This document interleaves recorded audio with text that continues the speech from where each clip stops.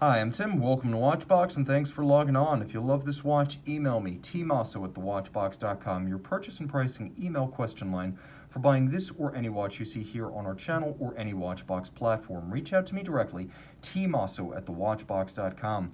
Today, we're discussing a limited edition of 100 pieces based on a model that came out in 2006. This is the Chopard L.U.C. Chopard First Strike. Literally the first striking or chiming watch created by the Chopard manufacturer. This timepiece is remarkable in its architecture, its value, its beauty, and its sound. It strikes the hour. It's also striking in the visual sense and almost universally wearable due to the just right sizing and proportions. Now you can see the watch on my wrist. It is 40.5 millimeters in diameter in red gold. In profile, you can see it's 11.3 millimeters thick, which makes it far thinner by about a millimeter than a Rolex Daytona. It's 49 millimeters from lug to lug with a 20 millimeter spacing between the lugs.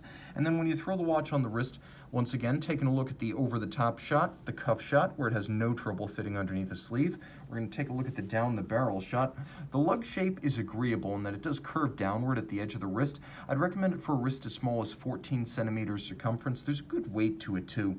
It has enough gold to remind you where the money was spent, and the timepiece is equipped with a first-rate strap. We'll take a look at the hardware and the software. Large rectangular scale alligator leather, matte finish. You can see there's a monotone stitch, a sheer side showing the layers of construction, and this is a brand new Chopard factory strap with calfskin leather on the bottom. The buckle is a standard Chopard buckle, but you can see it's nicely made and surprisingly substantial and screw fixed. So it's a non-generic design, and you do feel like with a buckle like this, the watch must be something special, and certainly it is. There's a lot of strength to this case. It's fairly simple, evocative of nothing so much as the JLC master cases of the 2000s, back when they shared cases with the sports watches. This is a sporty case form with somewhat squared off lug ends, relatively deep lug profiles. There's integration of the lugs into the case band, and then just a little bit of a setback of the bezel from the mid case to visually pair the mass and create a thinner apparent watch. There is a trigger that will activate and deactivate, that's deactivate, that's activate, for the striking system. Let me try to let you hear what it sounds like. When you reset it, it will chime. If you want to chime on command, that's how you do so.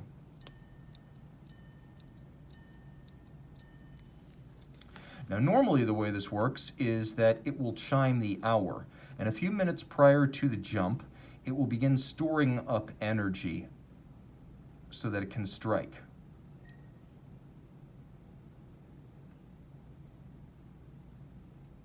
But you have to put it in striking mode. That's the thing.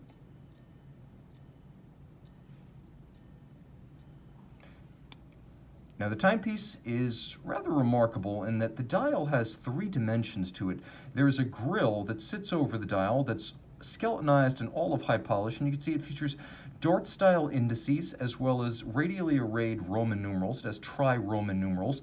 Inboard, you can see that there is Roselet the guilloche emanating out from an imaginary center point underneath Roman numeral 12, and then there's a nickel anthracite coating on that underlying guilloche-cut dial.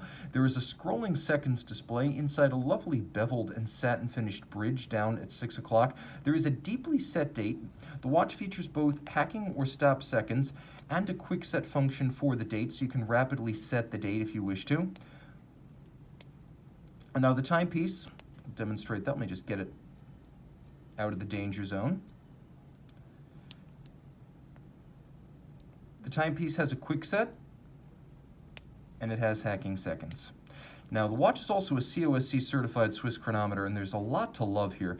This is caliber 96SH. It's related to the micro-rotor automatic movement that launched the Chopard manufacture back in 1996. That's what the 96 is about.